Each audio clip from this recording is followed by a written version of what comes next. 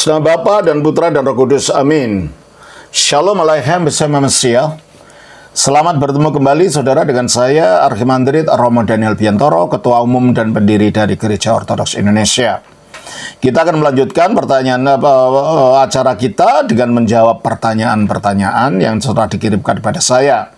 Ini pertanyaan masih datang dari Pak Edi Iskandar. Pertanyaannya, Shalom Romo. Saya mendapat pertanyaan bagus dari Muslim baru pertama tentang kata mengabulkan dalam ayat 1 Yohanes 5 ayat 14 dan 15. Mengapa dalam bahasa Yunaninya aku yang artinya mendengarkan yang belum tentu berarti mengabulkan?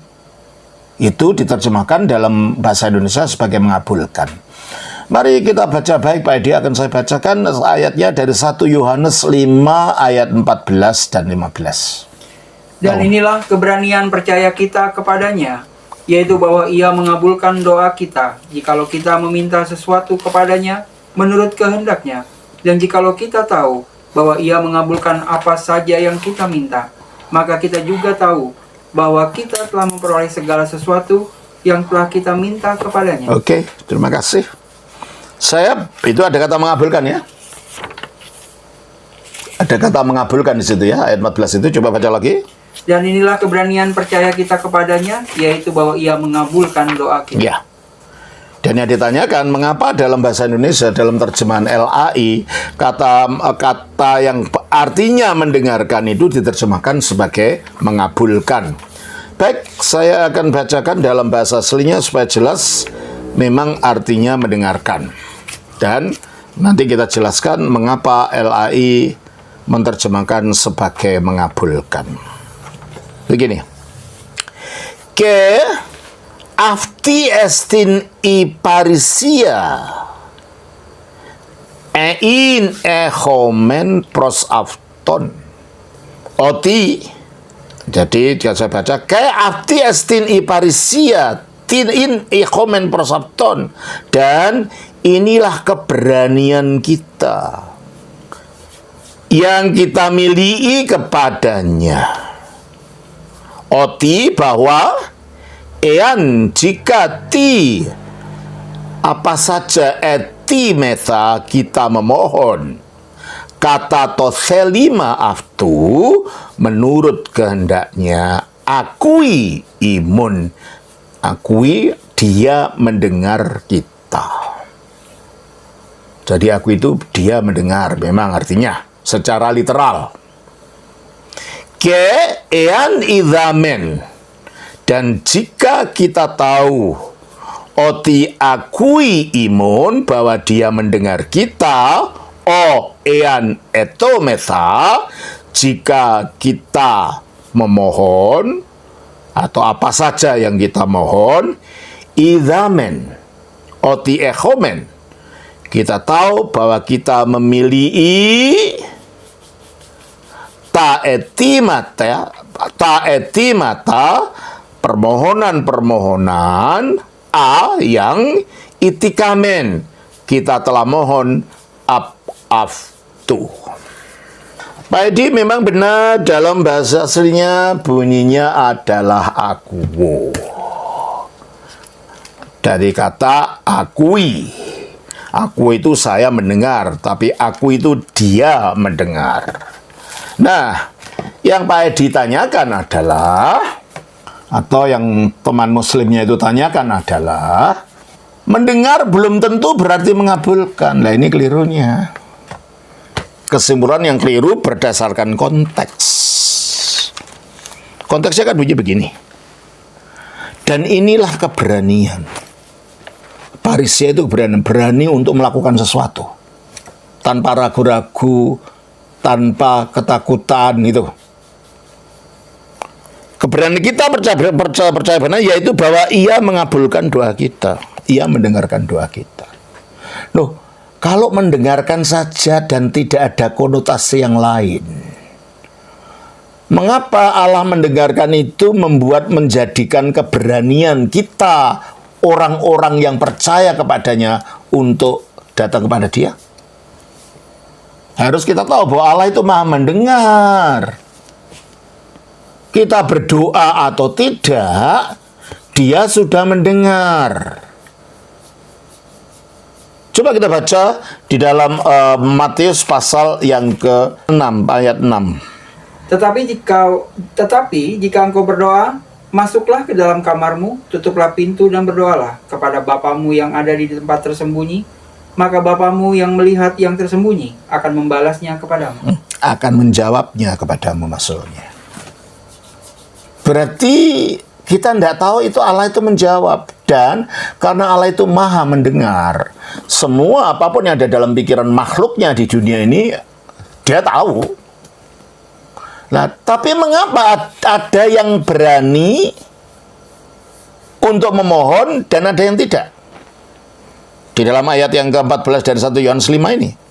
Dan inilah keberanian kita percaya kepadanya. Nah, di sini kalau begitu, mendengar di sini bukan dalam arti mendengar dalam arti biasa bahwa dia mendengar segala sesuatu. Mendengar dalam arti mengabulkan kalau di sini. Kita yakin bahwa sebagai anak-anak Allah yang diangkat di dalam Kristus Yesus, Allah selalu mendengarkan kita dalam arti Dia mendengar, mengabulkan. Contohnya lagi, apa yang dikatakan oleh Yesus di dalam kitab Yohanes pasal yang ke-11 ayat 41. Maka mereka mengangkat batu itu, lalu Yesus menengadah ke atas dan berkata, Bapa, aku mengucap syukur kepadamu, karena Engkau telah mendengarkan aku. Ya. Mendengarnya dalam arti apa? Mengabulkan. Si orang mati, Lazarus itu mati, dan karena Allah selalu mendengarkan Yesus, mengabulkan apa yang dilakukannya dengan kuasanya, ya Lazarus bangkit. Jadi dia tidak ada keraguan. Nah, inilah contoh daripada mendengarkan yang artinya mengabulkan. Coba saya baca kalau ini ditulis mendengarkan atau memang mengabulkan. Saya lihat Iran unton lithon, oleh karenanya mereka mengangkat batu itu. Ode Yesus irentus optalbus, dan Yesus mengangkat matanya ke atas keipen dan berkata, Pater, Bapa, Evharistosi, aku bersyukur kepadamu, oti ikusas. Mendengar juga. Oti ikusas meh. Engkau mendengarkan aku. Bukan hanya mendengar terus dibiarkan, tidak mendengar dalam arti akhirnya mengetahui keinginan yang dari si pemohon dan dikabulkan. Nah, dalam arti itulah kita baca juga di dalam Ibrani pasal yang ke-5 ayat yang ke-7. Dalam hidupnya sebagai manusia, ia telah mempersembahkan doa dan permohonan dengan ratap tangis dan keluhan kepada Dia. Iya, dalam hidupnya sebagai manusia ya. Dia mempersembahkan doa dan permohonan dengan ratap dan tangis. Dan keluhan kepada Dia. Kapan? Waktu di Taman Getsemane dan waktu di atas salib dia mengucapkan Eloi, Eloi, lama sabachthani. Lalu keluhan kepada Dia yang sanggup menyelamatkannya dari maut, dan karena kesalehannya ia telah didengarkan. Ya kan, kata dengarkan dalam arti apa? Dia dikabulkan permohonannya, lepas dari maut, dalam arti bangkit dari kematian, tidak lagi dikuasai oleh alam maut atau kuasa maut. Jadi dari beberapa kasus dalam Alkitab ternyata kata mendengar itu maksudnya adalah mengabulkan. Mendengarkan lalu mengabulkan.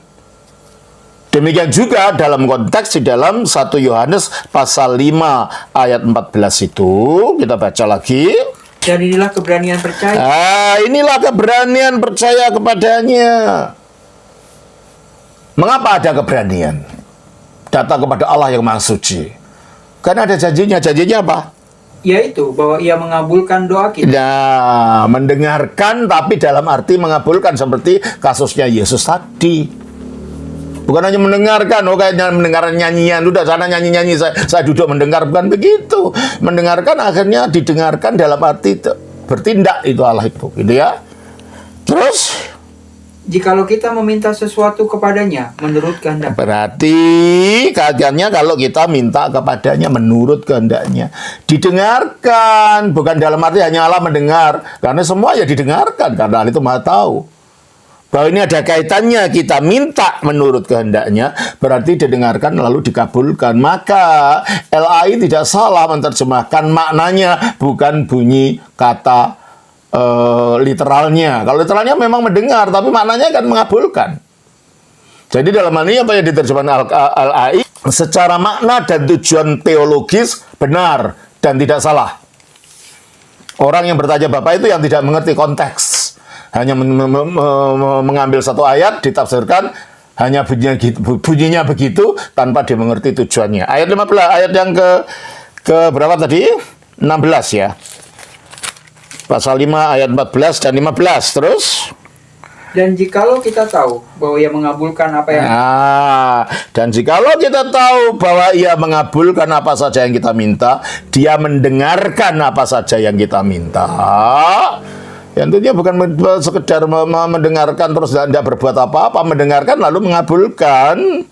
Terus? Maka kita juga tahu bahwa kita telah memperoleh segala sesuatu yang telah kita. Ya, ternyata jelas kan mengabulkan atau mendengarkan di sini dalam arti yang kita minta kepadanya kita memperoleh sesuatu, berarti mengabulkan ini artinya, gitu ya.